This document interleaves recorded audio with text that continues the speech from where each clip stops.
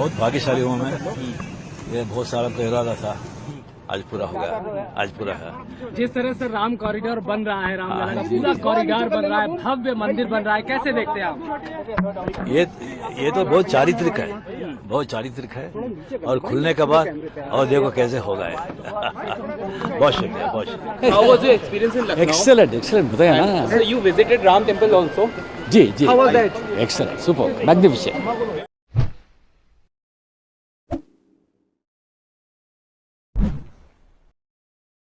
ओम नारायण नारायण नारायण नारायण।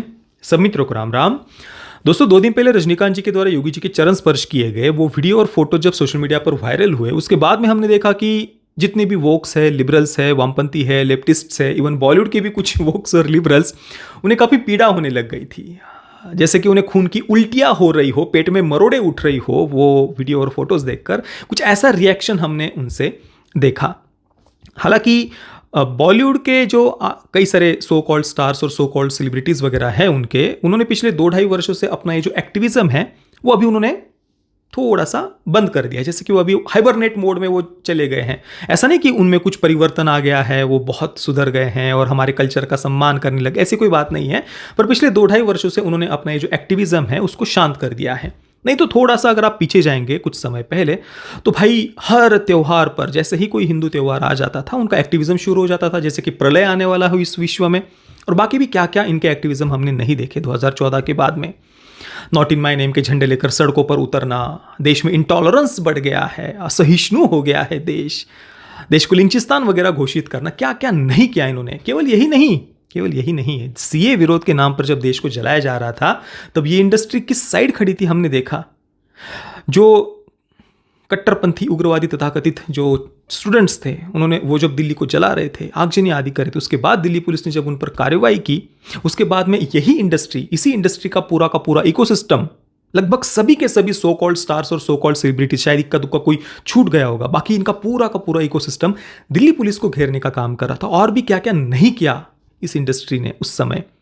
पर उसके बाद में जब उसके परिणाम बॉक्स ऑफिस पर दिखने लग गए ना इस इंडस्ट्री को, फिर अभी पिछले 2-2.5 वर्षों से उन्होंने थोड़ा सा अपने आप को जैसे कि हाइबरनेट मोड में डाल दिया है। अब कुछ बोल नहीं रहे, अपना जो एक्टिविज्म है वो अभी फिल्मों के माध्यम से स्प्रेड कर रहे हैं। सोशल मीडिया पर उन्होंने अभी एक्टिविज्म अपना बंद कर दिया है। फिर भी कुछ लोग ऐसे हैं, विनोद कापड़ी वगैरह, कुछ तथाकथित फिल्म मेकर, कुछ 2-4 फिल्में डायरेक्ट की हुई है, वो कुछ ऐसे गिने चुने लोग केवल बोल रहे थे। बाकी प्रकाश राज वगैरह, उनका तो नाम लेने का ही कोई मतलब नहीं बनता, उनका तो हमेशा ही चलता ही रहता है कुछ ना कुछ।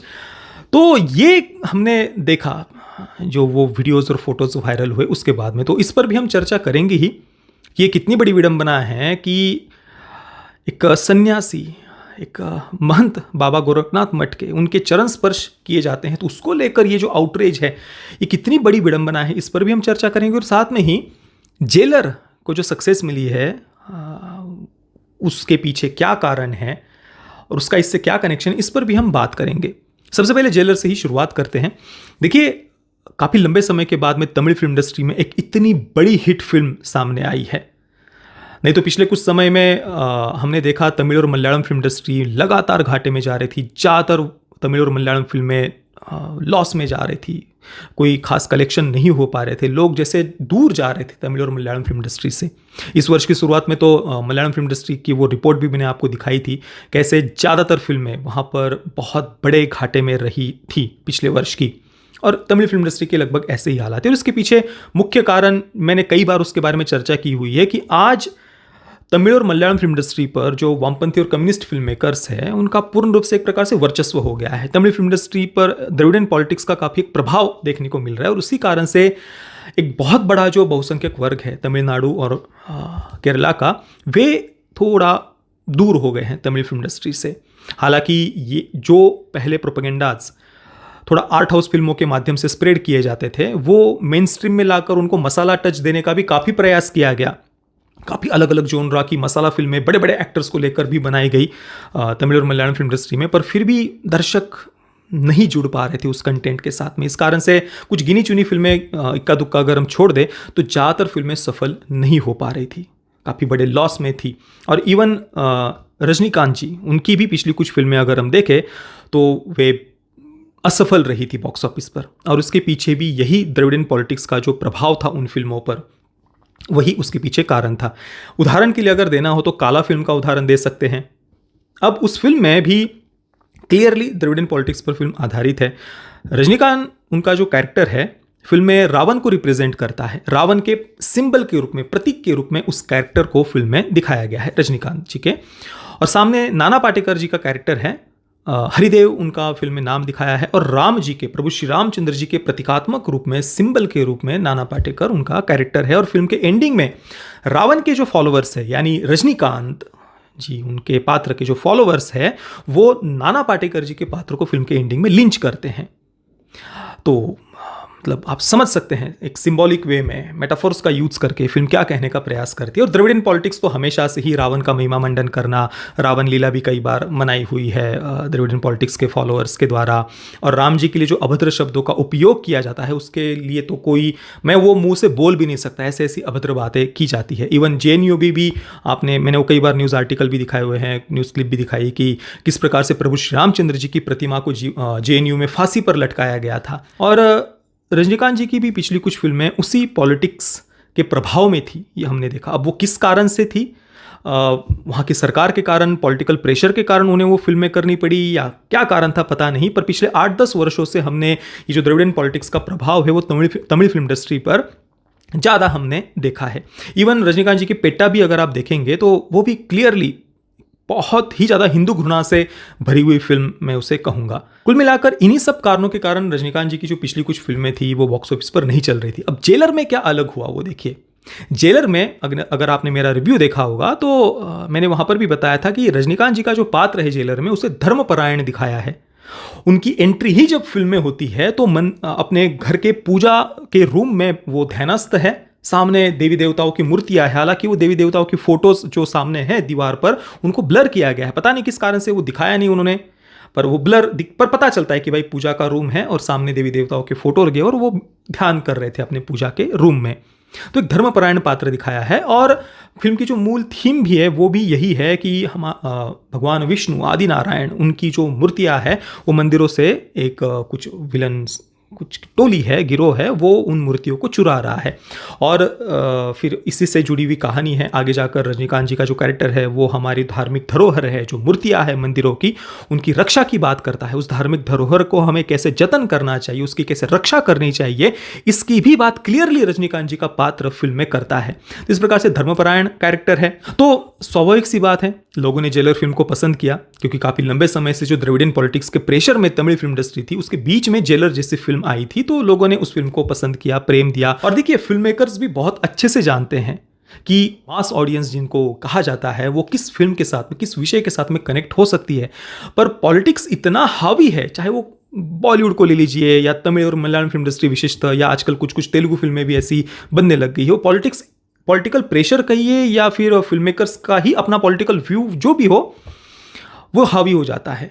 उन्हें बॉक्स ऑफिस कलेक्शन या उससे भी शायद कोई फर्क नहीं पड़ता, पर पॉलिटिकल आइडियोलॉजी को स्प्रेड करना उनके लिए ज़्यादा महत्वपूर्ण हो जाता है। पर इन सब के बीच में जेलर जैसी फिल्म आती है और उसको सफलता मिलती है। और इसके बाद में हम देखते हैं कि रजनीकांत जी प्रभु श्री रामचंद्र जी के अयोध्या में दर्शन करने के लिए भी गए, उनका वीडियो भी वो सामने आया। वहाँ से योगी जी के चरण स्पर्श उन्होंने वहाँ पर किए। तो ये फ़ोटो काफ़ी हृदय को प्रसन्नता देने वाले थे।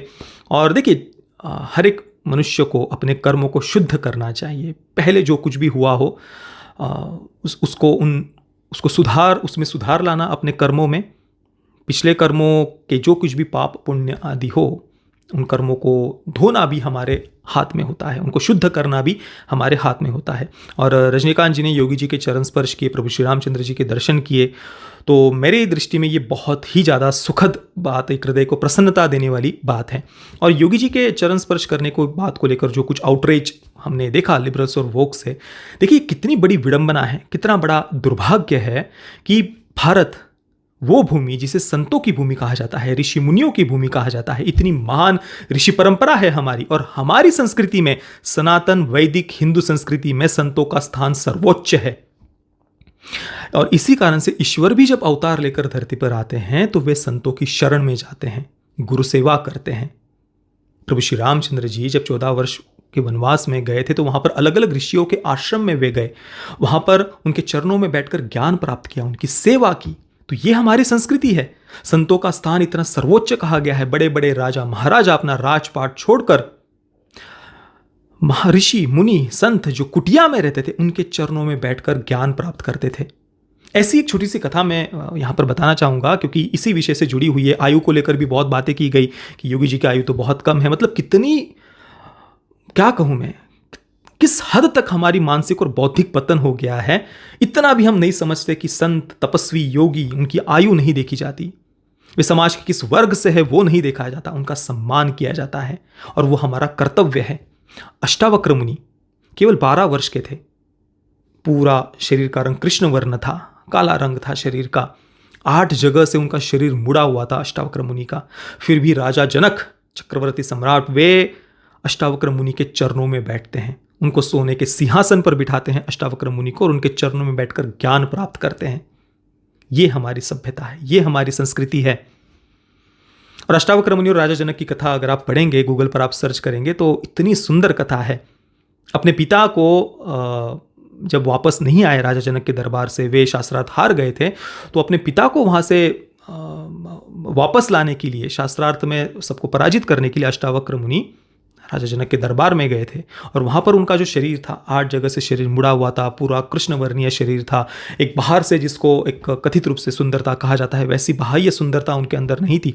तो पूरा दरबार जब उनके ऊपर हंसने लग गया तो उनसे भी जोर से अष्टावक्र मुनि हंसने लग गए। तो राजा जनक पूछते हैं, वे तो बुद्धिमान थे राजा जनक, उन्होंने पूछा कि मुनिवर ये आप क्यों, मैं इनका तो समझ सकता हूँ ये अज्ञानतावश हंस रहे हैं, पर आप क्यों हंसे? तो अष्टावक्र मुनि कहते हैं कि ये केवल मेरी चमड़ी को देख रहे हैं, फिर मेरे अंदर के उस चैतन्य तत्व को, आत्म तत्व को वो नहीं देख पा रहे।